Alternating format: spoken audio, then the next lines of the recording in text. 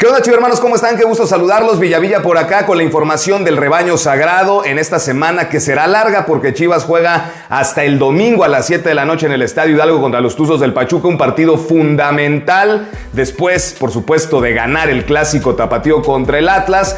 Vamos a revisar cómo está el panorama del Guadalajara en la clasificación general porque después de los resultados de la jornada 15, Chivas ya dio un pasito más. Ya aseguró matemáticamente al menos disputar el play-in. Por supuesto, Chivas se ubica en el sexto lugar, tratará de mantener ese lugar directo, el destino está en sus manos. Si Guadalajara gana los dos partidos que le vienen contra Pachuca y contra Monterrey, estará clasificado a los cuartos de final de forma directa sin importar lo que hagan los demás, pero hay que ganar esos partidos. Vamos a revisar cómo está el panorama en la clasificación general, muchachos. También vamos a checar, hablando de tablas, cómo se encuentra ubicado Armando La Hormiga González, que hizo hat-trick el partido hasta el momento de su carrera. Paulinho sube a 11 anotaciones. Y en el partido del San Luis contra el Necaxa, una locura de partido, 4-3 ganó el conjunto de Necaxa.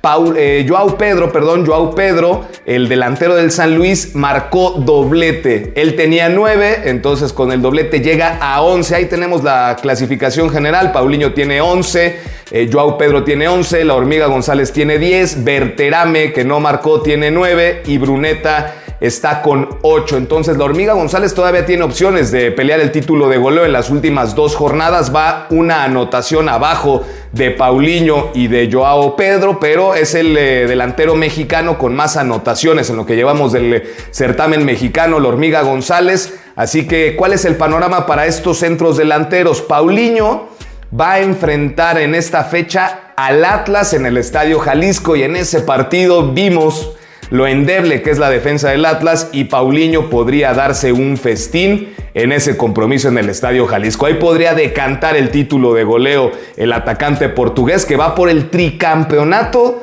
de goleo. Lo que ha hecho Paulinho en el fútbol mexicano es verdaderamente espectacular, la verdad es que sí. Entonces Paulinho visita al Atlas, ahí podría despegarse más. Y luego el Toluca se enfrentará al América en el Nemesio 10 en la última jornada. Paulinho tiene 11, luego Joao Pedro tiene 11. Ellos van a enfrentar a los Bravos de Juárez en un partido parejo. Juárez está buscando mantenerse en el play-in y San Luis treparse a esa zona del play-in, y visitarán a los Tigres, los potosinos, entonces en la última jornada. Así que Joao Pedro también está ahí con buenas posibilidades, aunque hay un detalle importante. Joao Pedro tiene 4 amarillas. Si lo amonestan contra Juárez, no jugaría la última jornada. Entonces es un detalle a monitorear. Y ahí está La Hormiga González completando el podio con 10 anotaciones. Chivas va a enfrentar al Pachuca el domingo, 7 de la noche, y luego va a recibir a Rayados de Monterrey. Ojalá que se le haga y ojalá que Armando aparezca en el marcador para que se una a esa lista en donde está Adalberto El Dumbo López, donde está Chava Reyes, donde está Omar Bravo, donde está Pulido, Chicharito Hernández, como los que han quedado campeones de goleo en la historia de Chivas. En torneos cortos solamente ha habido 3. Imagínense lo que significaría para La Hormiga meterse en esa lista ya histórica de delanteros que terminan campeones de goleo. De hecho, el Chicharito Hernández fue campeón de goleo con 10 anotaciones cuando en el certamen, cuando se fue al United. La Hormiga ya tiene esos 10 goles. Vimos otros torneos donde, por ejemplo, Antuna terminó campeón de goleo con 8, ¿no? Hoy Armando tiene 10, pero pues Paulinho tiene 11, Joao Pedro tiene 11, así que tendrá que lucharla en las últimas jornadas, muchachos. Y hablando de novedades respecto de Chivas en Verde Valle, bajísima, evidentemente dolorosísima lesión, la baja de Diego Campillo, lo que ocurrió, esta fractura del quinto metatarsiano del pie, una lesión en el dedo del pie, y esto lo va a dejar fuera lo que resta del torneo. Entra a quirófano y Campillo no podrá estar contra Pachuca, no podrá estar en lo que resta del certamen. ¿Cuándo regresaría? Normalmente este tipo de lesiones se llevan entre 3 meses y 4 meses. 3 meses, más o menos ese es el promedio, por lo cual Campillo estaría regresando noviembre, diciembre, en enero, ¿no? Por ahí, finales de enero, ya cuando el torneo de clausura 2026 estén iniciando, por ahí de la jornada 4 o 5, veríamos de regreso a Diego Campillo, que se perderá la pretemporada, que al ser un torneo de, digamos, el Inter entre el fin de año y el arranque del 2026. No es tan largo la pausa o el receso o la pretemporada, pero aún así no estará en la pretemporada.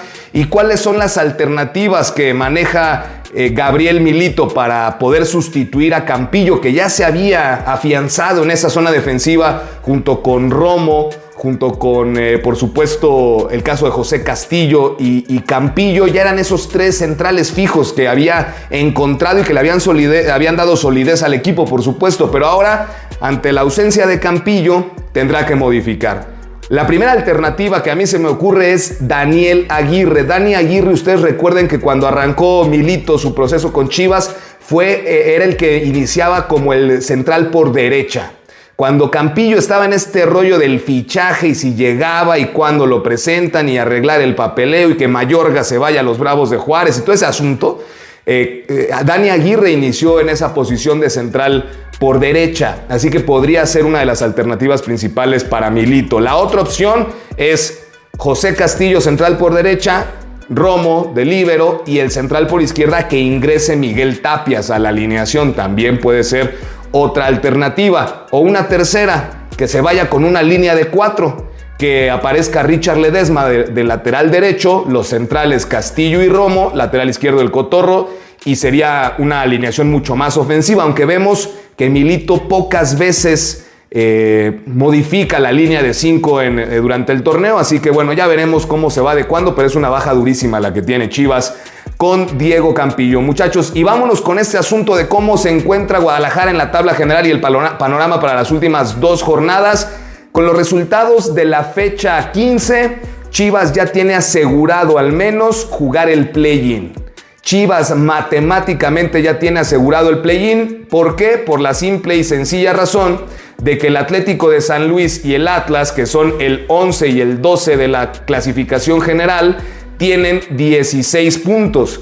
De tal manera que aunque gane San Luis y Atlas sus 2 partidos del certamen, los que quedan del torneo no alcanzan a Chivas. Chivas ya no puede salir del 10º lugar. O sea, Chivas ya no baja del 10º lugar. Por eso el Guadalajara se ubica en estos momentos en esa posibilidad de haber asegurado ya al menos el play-in. Entonces tendremos actividad de fase final con Guadalajara. Obviamente lo que busca Chivas es mantenerse en ese 6º lugar que da el boleto directo a cuartos de final y evitarse cualquier complicaciones del play-in y que si 1 o 2 partidos y que si uno de local y otro de visitante. O sea, Chivas eso es lo que busca en estas últimas 2 jornadas.